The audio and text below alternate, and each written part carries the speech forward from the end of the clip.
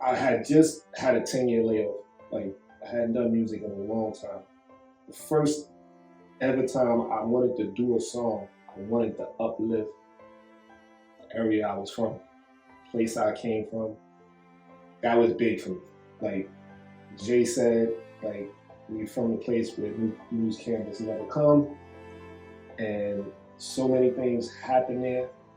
I wanted to tell people that I grew up with, that raised me, an area that raised me, and people that became like family to me. I wanted to uplift them. I wanted to let them know we could be better. Like, a lot of situations that happen in life, if we just took a minute to be higher, be a better person, we could eliminate a lot of the heartache that we go through. Just that one split second decision. And so that was part of my whole thinking and what went into wanting to even deliver a song like that. I remember going online and I was like, this is his first time coming back in a long time, like 10 years, and I wanted to just, do something different. And I know he had that old school, vibes. I was like, let me just go on YouTube, jump on YouTube and look up some Teddy Pendergrass kind of sample shit. And found some dope track. I don't even know who the producer was, but I found it and I was like, yeah, this is the vibe that I think I want to just bring him back on, just to, kind of throw people off, because I know they was just expecting him to be doing a lay you down kind of smooth shit. Teddy Pendergrass is one of the idols I grew up loving. He had, we had a lot of similarities, and he's one of those guys like, I saw myself. I just saw myself. His voice was very powerful. Sort of same way I got a grungy, grimy voice. He had that, and of course he's a sample on the song. So I was honored to do it, and my brother, producer extraordinaire, Mr. Shally, he picked this beat out personally for me. He thought about me when he came up with the track, and the rest is history. That's how it came about.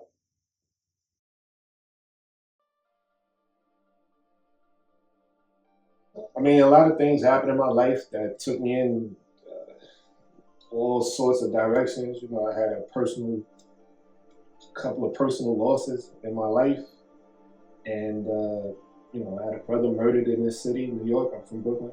Murdered in Brooklyn, and that was part of the reason. And my sister, in the memory of her, she wanted me to come back and do music. That was her wish for me while she was here, and I said, partly because I was like still dealing with my brother's murder, and I was like, how can I contribute to, making this world a better place?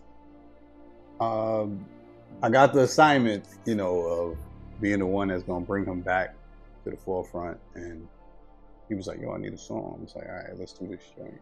And I know he went through a lot, so I was like, I'm gonna write it about the stuff that you're going through. Let's just make it all from the heart. And I know it was probably difficult, some of the things that, I was writing about to talk about, but I think it was needed, like, let the world know, like, we need to be better. And even though we go through things, like, we can be better.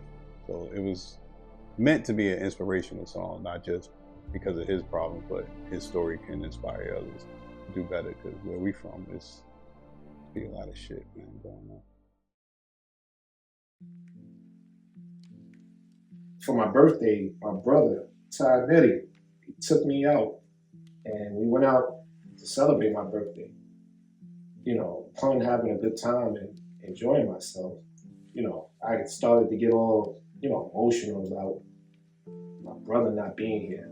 Long story short, he called me, we had a conversation. He was like, bro, you need to get back to enjoying life. You always had that kind of energy. You need to channel that energy in a different way. Sean's definitely that guy. Like, no matter what he's going through, like, he's on a mission. Spread love in this world and make sure everybody, is uplifted. Like, he's always going to see the positive side of everything. And that's what I love about him. Like, if you're down, you can hit him up. He's going to find the words to motivate you and encourage you to, you know, stay focused and do better. You know, one of the reasons why I had stopped being positive because the world had hurt me. And I didn't know how to forgive the world for something that happened like that. But that conversation with my bro, that particular day, helped me realize I had to forgive the world and get back to uplifting the world. And so this was my way of doing that. I mean, for people like, for artists like me and Sean, like music is our savior, it's our outlet. This is how we, you know, it's better than holding in everything inside of you.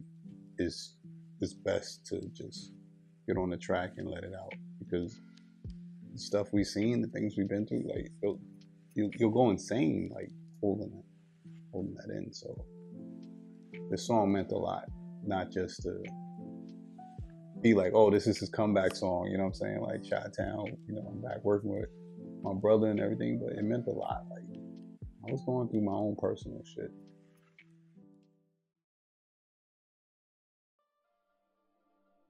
So we actually did the recording of the song in my crib at the time.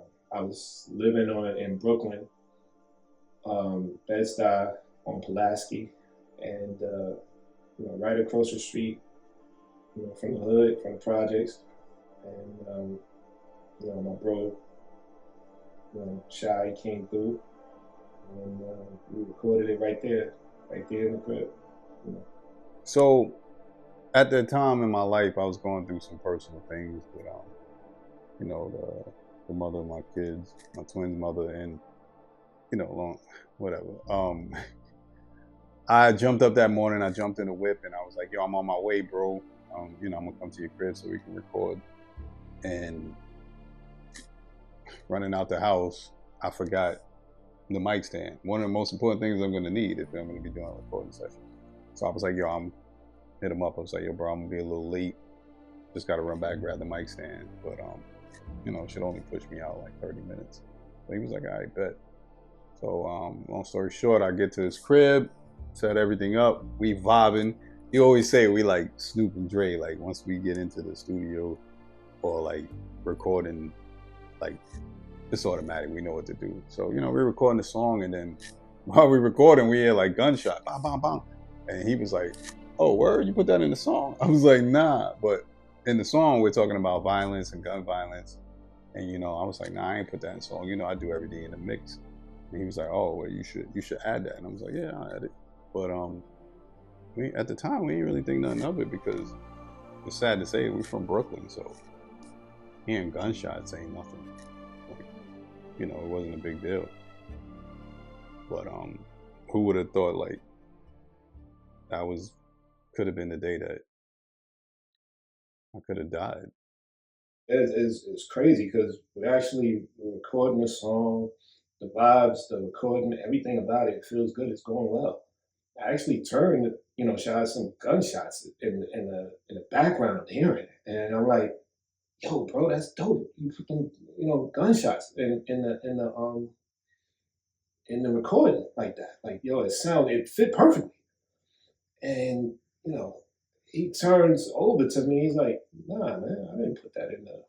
He's like, yo, I say, yo, that wasn't you. That's real gunshots we heard. You know what I mean? Or, you know, we're hearing out loud. Like something's going on out there. Breaking news out of Brooklyn, where police are responding to a double shooting there. Investigators say 2 men were shot near the intersection of Marcus Garvey Boulevard and Pulaski Street. One of them has died. Eyewitness News reporter Sandra Bookman live on the scene with the very latest. Sandra. David, that's right. We are still on the scene here of still a very active scene. Detectives right now, I'm going to ask my photographer to pan over to the scene. Detectives right now trying to sort out details here. This happened around 2:30 this afternoon. What we have been told is that 2 men were shot this afternoon.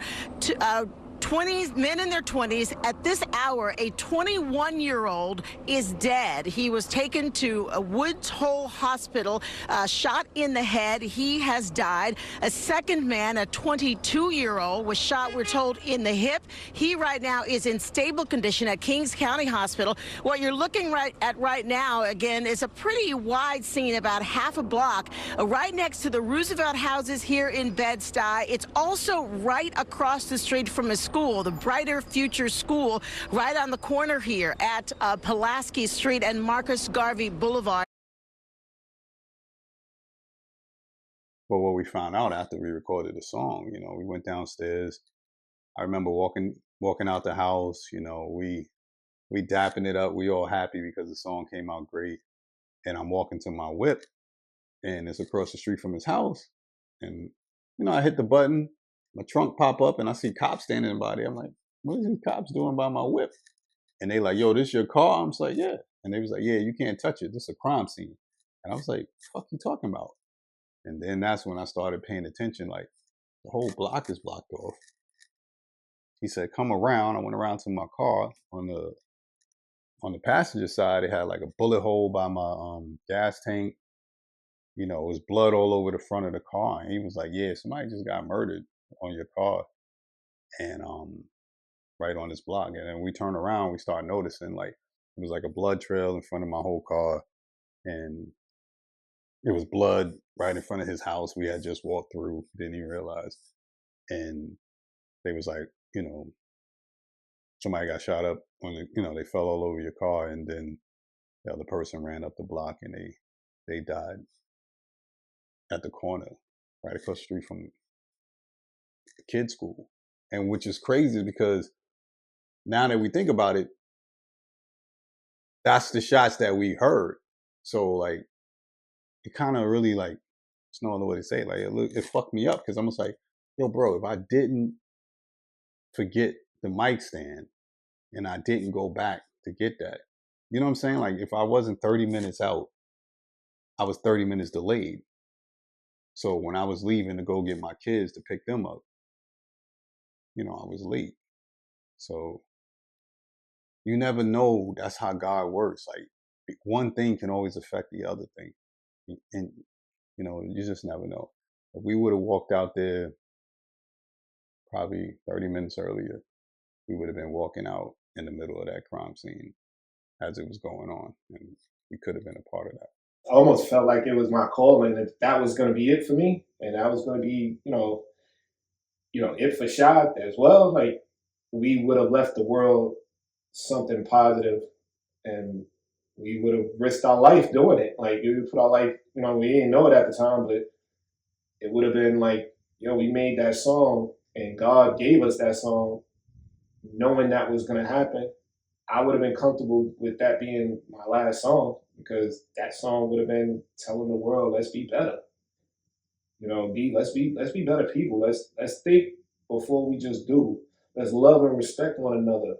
You know, I always wanted to be the voice of the streets and tell their story.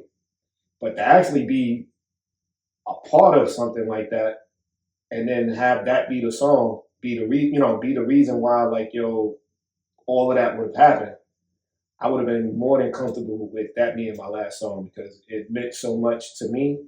It meant so much to, you know, my family. And I knew I was doing it for people that I love, for an area that I love. And that meant more to me than anything else. We hold these truths to be self-evident, that all men are created equal. I am my brother's keeper. I am my sister's keeper that makes this country work. After all I've been through, I'm still here, standing here, pushing through. My brother's gone, my sister too. But God, I know you kept me here so I can do all these special little things that's inside of me.